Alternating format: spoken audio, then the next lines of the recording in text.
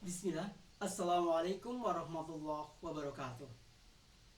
Innal hamdalillah nahmaduhu wa nasta'inu wa nasta'in wa billahi min shururi anfusina wa min sayyiati a'malina. Segala puji hanya milik Allah Subhanahu wa taala. Kita senantiasa bersyukur atas segala nikmat dan karunia-Nya sehingga di kesempatan yang baik ini pula kita masih bisa dipertemukan walaupun secara daring ataupun tidak langsung dengan tatap muka. Anak-anakku yang berbahagia, awal tahun 2021 ya, di bulan Januari, di pertama kali pembelajaran di semester genap ini ya, akan kita bahas bagaimana sistem pencatatan transaksi atau yang namanya stock of none. Oke, di dalam sistem pencatatan transaksi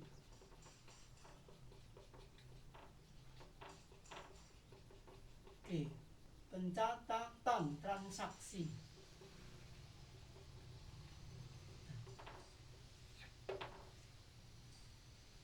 bahwa kalau kalian sebagai seorang entrepreneur atau pengusaha, maka usahanya itu juga harus dicatat secara benar dan secara jelas ya. Kalian kemarin sudah kita bahas yang namanya stock of none. Ini juga membahas tentang sistem pencatatan transaksi stock of none ya. Pasti akan kalian temui dalam setiap kegiatan di sebuah usaha. Oke. Dalam sistem pencatatan transaksi, maka tidak lepas yang namanya dari akuntansi. Wah.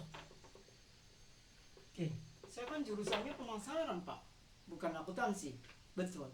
Tetapi lengkaplah bahwa jurusan bisnis daring dan pemasaran juga harus paham yang namanya pencatatan akuntansi, karena dia akan menjadi seorang pengelola, minimal pengelola atau pekerja, syukur-syukur sebagai pemilik, amin ya, atau owner, orang yang memiliki usaha sendiri ya.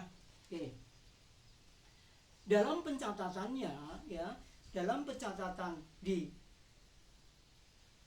sistem pencatatan transaksi tersebut itu sudah sesuai dengan standarnya atau standar akuntansi ya. Yang pertama adalah yang namanya persamaan akuntansi. Oke. Boleh kalian buka ya PPT-nya atau slide-nya ya untuk persamaan akuntansi. Yang pertama itu adalah yang namanya aktiva atau aset. Sama dengan pasiva. Apa sih, Pak? Makanan dari apa itu? Aktiva atau pasiva ya. Namanya sudah ditentukan, jadi kita tidak bisa mengubahnya. Atau ekuitas kalau pasiva ya. Jadi aset atau aktiva, aset itu kekayaan, sama dengan pasiva atau kewajiban ya. Harus sama. Oh sama, Pak? Ya iya, biar seimbang, tidak jomplang ya. Kanan dan kiri harus seimbang. Kemudian yang kedua ya, adalah aktiva sama dengan utang plus modal. Oke ya.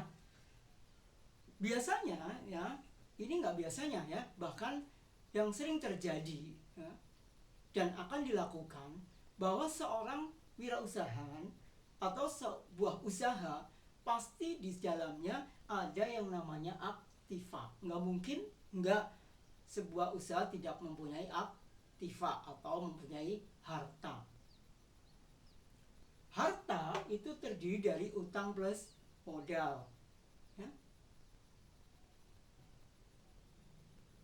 Syukur-syukur seorang usahawan atau wirausahawan itu memang tidak berhubungan dengan utang, tetapi dia punya modal, baik modal sendiri maupun modal dari bantuan mungkin ya.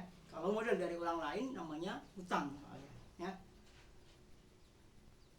Aktiva sama dengan utang plus modal ya. Jadi seorang usahawan atau sebuah usaha mau tidak mau, suka nggak suka, kadang berhubungan yang namanya dengan utang piutang ya. Utang itu kita punya pinjaman. Kalau kita memberikan pinjaman namanya piutang, dibedakan ya. Oke. Sehingga tidak pernah lepas yang namanya aktiva sama dengan utang plus modal, harus sama juga, seimbang, artinya balance, kanan dan kiri adalah sama. Kemudian yang ketiga ya, persamaan akuntansinya adalah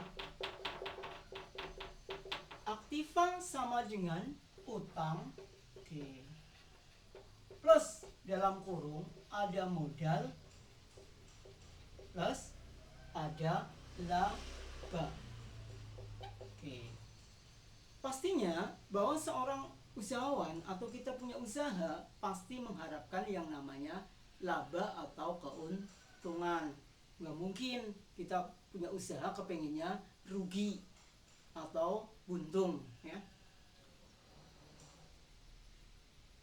Laba di mana? Diperoleh dari ya transaksi yang dilakukan yang ada di sebuah usaha. Ada kelebihannya dinamakan laba, tapi kalau ada kekurangannya mah dinamakan dengan rugi ya. Yang keempat, persamaan akuntansinya adalah aktiva sama dengan utang lagi ya Pak ya, utang plus dalam kurung modal disertakan, kemudian ada yang namanya pendapatan dikurangi dengan beban dikurangi dengan private. Oke ya, utang modal ya. Yang keempat, aktiva sama dengan utang plus modal plus pendapatan dikurangi beban dikurangi private ya. Pendapatan adalah segala yang dihasilkan dari penjualan atau dari usaha ya, penjualan barang dagangan misalkan. Kemudian beban adalah semua biaya yang dikeluarkan oleh sebuah usaha, mau biaya kirim namanya ongkos kirim atau biaya pengangkutan, biaya tenaga kerja, biaya listrik dan sebagainya. Kalau private adalah pengambilan yang dilakukan oleh seseorang atau oleh pribadi untuk kepentingan pribadi. Contoh misalkan ya, dia punya CV tapi dia ngambil duit, nggak bisa ngambil duitnya seenaknya sendiri, maka dicatat sebagai private ya, yang harus dia kembalikan karena mengurangi daripada harta kekayaan sebuah usaha. Oke. Anak-anakku yang berbahagia ya, sampai dengan persamaan